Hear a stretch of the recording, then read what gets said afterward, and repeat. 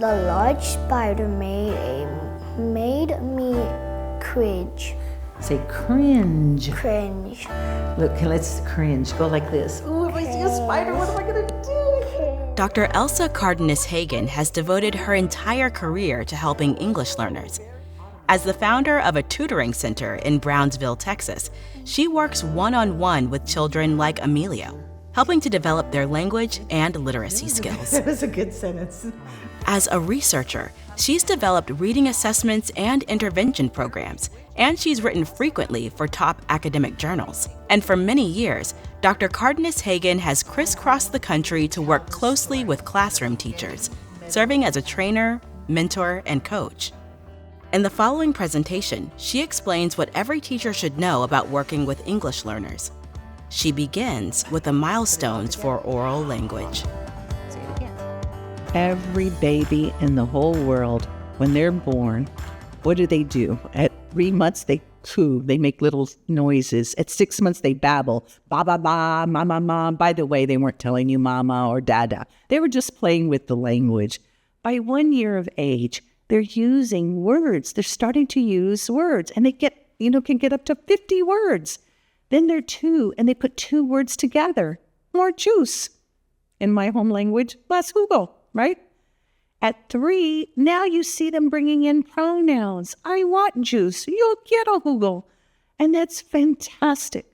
But also what we see happening at the same time is the development of speech sounds. And we've got to be attuned to that. What sounds do they have in their language? Can they process the vowel sounds and produce them? What are some of the first sounds that appear in a baby's language? Sounds made with the lips. And those sounds can exist in so many languages across the world. But now they're at the age of 3, let's say, and I just told you that they put 3 words together. They're now getting some sentence structure in there. But we also see that they're developing sounds, like sounds made in the back of your throat, like k and g.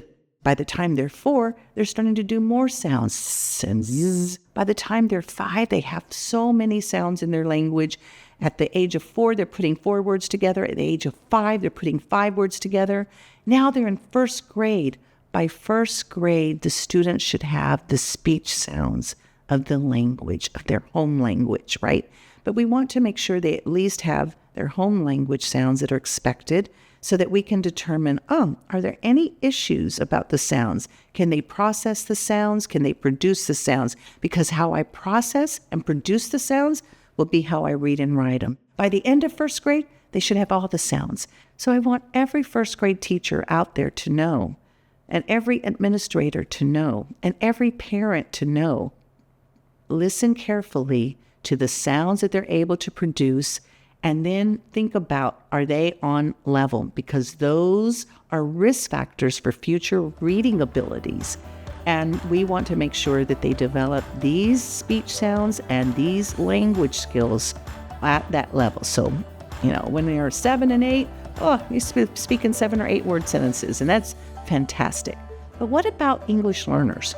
What about those students who are just now developing their language?